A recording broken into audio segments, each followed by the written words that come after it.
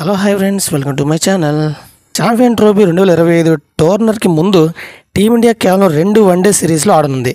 ఈ ICC event సన్నాహాల్లో భాగంగా తొలుత శ్రీలంక తర్వాత ఇంగ్లాండ్తో ద్వైపాక్షిక సిరీస్లో పాల్గొనుంది. ఈ నేపథ్యంలో టీమిండియా కొత్త హెడ్ కోచ్ గౌతమ్ గంభీర్ ఈ 2 సిరీస్ను ప్రతిష్టాత్మకంగా మారాయి. దీంతో ఈ వన్డే టోర్నర్లో ఆడాలనుకుంటే సీనియర్లకు తప్పకుండా లంక, ఇంగ్లాండ్తో సిరీస్లో పాల్గొనాలని అతడు విజ్ఞప్తి చేసినట్లు సమాచారం.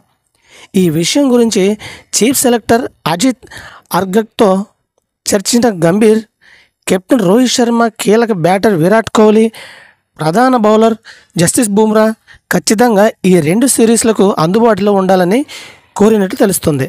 అయితే ఈ కెప్టెన్ రోహిత్ శర్మ ఇందుకు సానుకూలంగా స్పందించినట్లు క్రిక్బర్ పేర్కొన్నాడు. కోహ్లీ, బుమ్రా మాత్రం శ్రీలంకతో వన్డే సిరీస్కు దూరంగానే ఉండాలని నిర్ణయించుకున్నట్లు తెలుస్తుంది. కాగా T20 ప్రపంచ కప్ 2024లో టీమిండియా ఛాంపియన్గా నిలిచిన విషయం తెలిసిందే. ఈ మెగా ఈవెంట్కు ముగిసిన అనంతరం రోహిత్, కోహ్లీ అంతర్జాతీయ T20కి వీడ్కోలు పలికారు. స్వదేశానికి తిరిగి వచ్చిన విజయోత్సవ వేడుకల్లో పాల్గొన్న అనంతరం కోహ్లీ లండన్కు వెళ్ళగా రోహిత్ శర్మ అమెరికాకు పయనమయ్యాడు. మరోవైపు బుమ్రా కూడా సెలవు తీసుకున్నాడు. ఈ నేపథ్యంలో విశ్రాంతి పేరిట ఈ ముగ్గురు శ్రీలంక సిరీస్కు అందుబాటులో ఉండడం లేదనే వార్తలు వచ్చాయి. అయితే గంభీర్ మాత్రం లంకతో వన్డే సిరీస్ ఆడాల్సిందనే పట్టుదలతో రోహిత్ తన నిర్ణయాన్ని మార్చుకున్నట్లు తాజాగా కథనాలు వినిపిస్తున్నాయి.